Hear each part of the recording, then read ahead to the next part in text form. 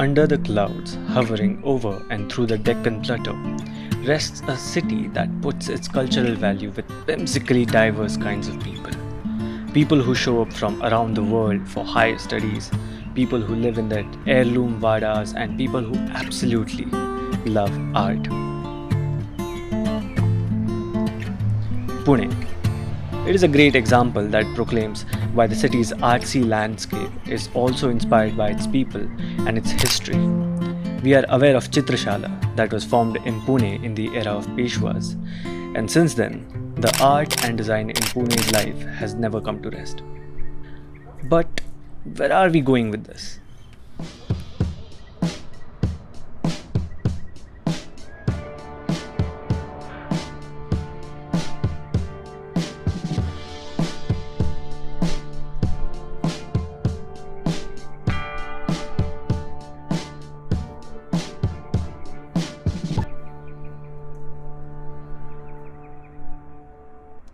Messages are different, and they're everywhere. Typography is painting with words. That's my biggest high.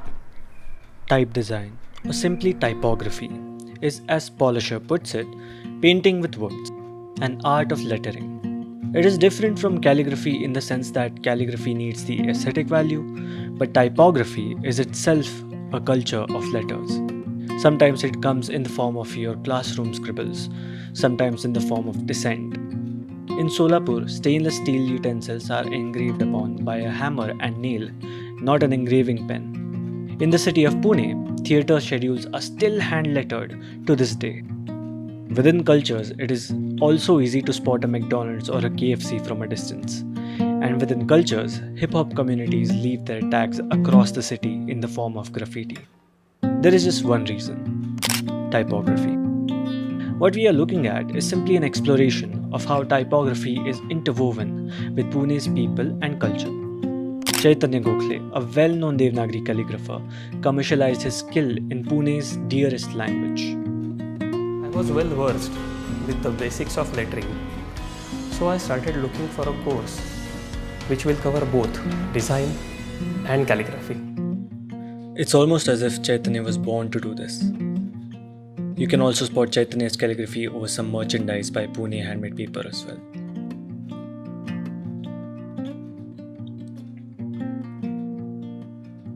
Bade Mooch Wale, also known as Abhinav Kafre, is also a mural and typeface artist based in Pune who paints in places that have already been living in disdain.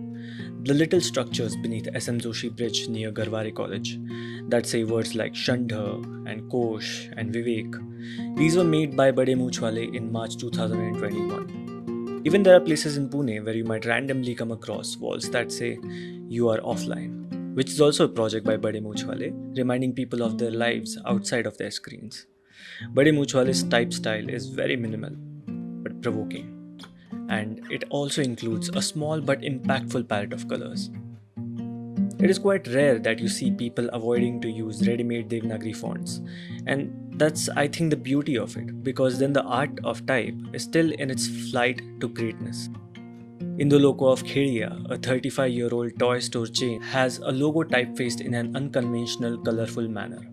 Similarly, even the typeface for Alankar Theatre building. The distance between its tiles of letters and the wall makes the shadow of the letters rotate all day as the sun changes its place in the sky. A lot of Indian typography, mostly the one in Devanagari script, also has influences from hand-painted trucks. A documentary by Vice India shows how truck drivers paint and decorate their trucks because most of their life is spent on the roads, so there should be some aspect to the vehicles that makes it feel like home. The last 6 years that I have spent in the city of Pune, I have witnessed type design in its whole goodness, but also some of them are just flawed. Yeah, no.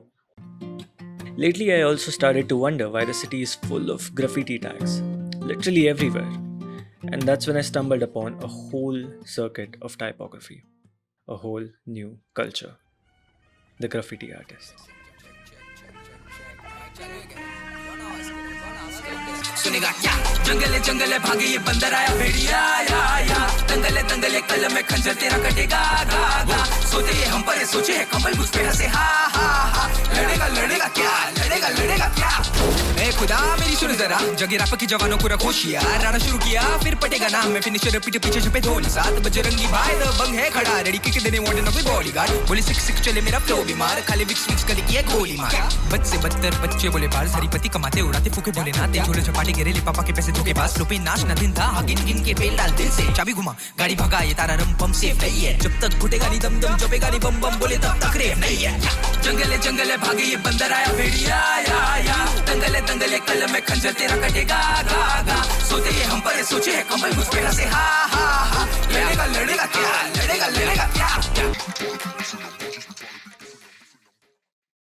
What is graffiti? What is street art? Why do you do this? Are you from any NGO? Derived from the Italian word sgraffio, which means scratch, graffiti has technically been around since the beginning of mankind. But since we're talking about the graffiti of the modern era, it actually started in the 1960s Harlem slums of New York and Philadelphia. People were writing their names or pseudonyms with their street number on empty walls, lamp posts and subway trains. Few of the first people to do so were Julio 204, Cat 161 and Taki 183. It became sort of a cool thing for people, especially black folks, where they felt like they are telling everyone about their identity, who they are, where they come from.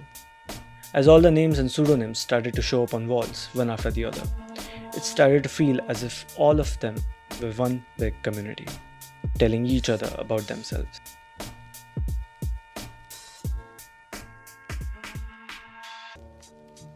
Before knowing about graffiti, you must know about the culture it is a part of first.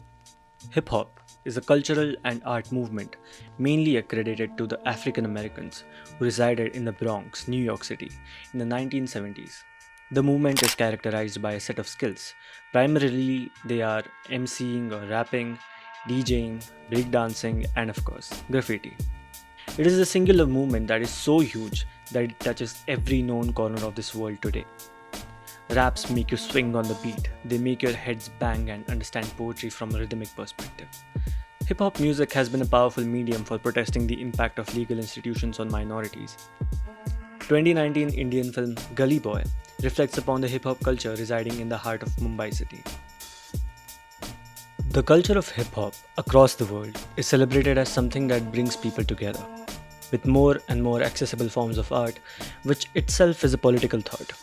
Just as raps are used as a way of resistance against authoritarian powers, graffiti has also always been used for dissent.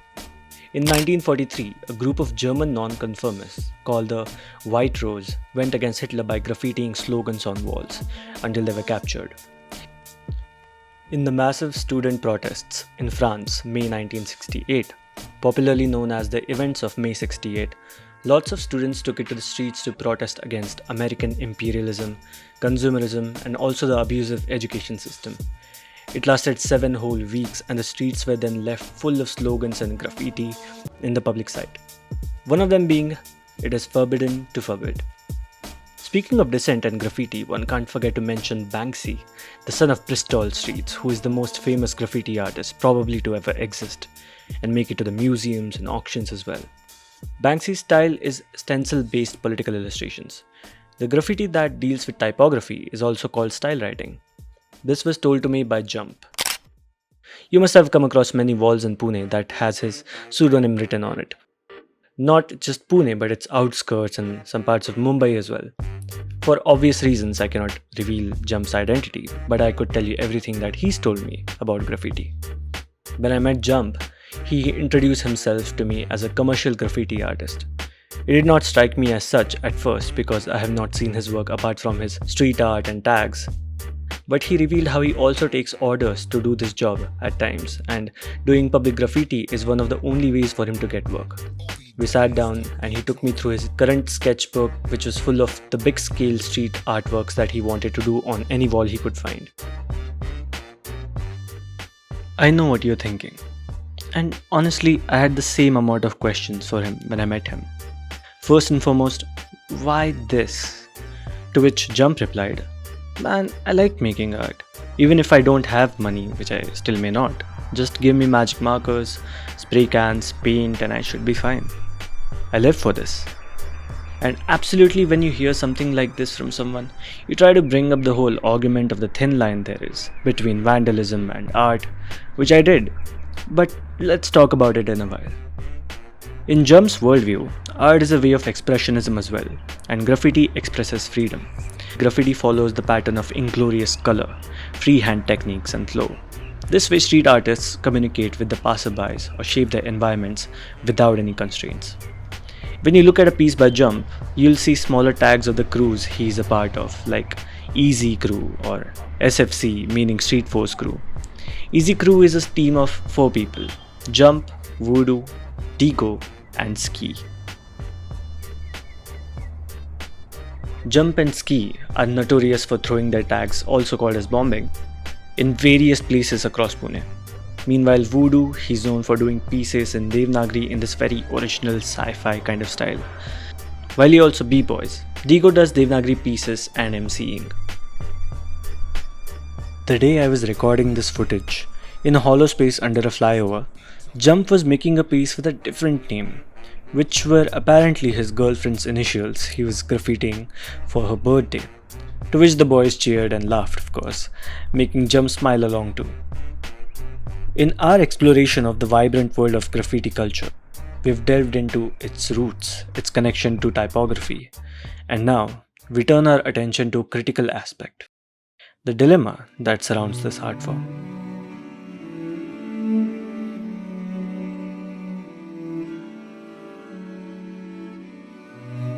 The Vandals were a tribe of people who invaded Europe in the 4th and 5th centuries and for no apparent reason destroyed much of what they found there.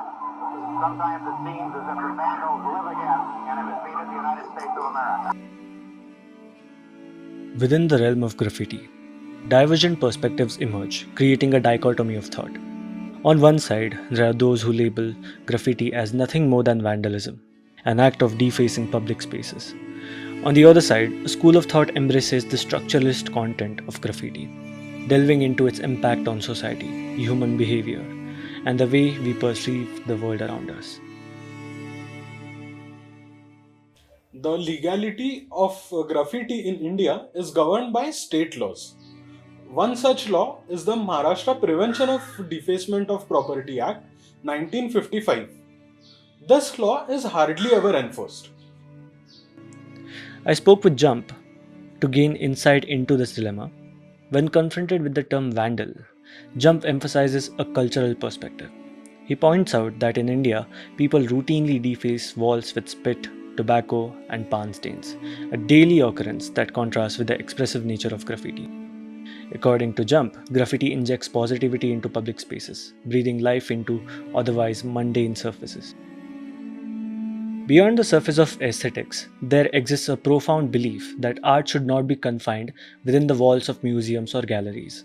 It raises the question: what if financial constraints limit an artist's ability to showcase their work in such exclusive spaces? And what if the intention is to foster interaction and appreciation for art within the fabric of daily life? The Copyright Act of 1957 by itself does not make the registration of a copyright in graffiti illegal. However, the property defacement laws make it difficult for a person to claim and enforce copyright in graffiti. In a world saturated with advertisements, where consumerism is thrust upon us through towering billboards, graffiti stands as a counterforce. It invites people to engage with art during their everyday routines, on their way to work, school, or while buying groceries.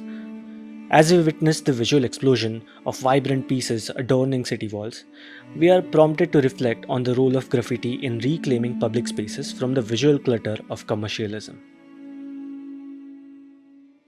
Hello, as a Punekar who is currently studying in Salford, UK, graffiti has been a significant part of my visual journey. In Manchester, the streets are alive with vibrant graffiti, including artworks possibly by Banksy. Though graffiti is seen as a crime here, the influence of hip hop culture and a spirit of resistance ensures its continued presence on the wall, making it an integral part of this beautiful urban landscape. Meanwhile, a stark contrast emerges in the heart of Pune. Recently, members of the political party took to the streets, leaving a trail of controversy in their wake. Breaking news coming in. Hooliganism in Pune has been witnessed. The workers have vandalized shops without Marathi sign boards. The workers have pelted stones, and police have in fact detained a few of the workers there.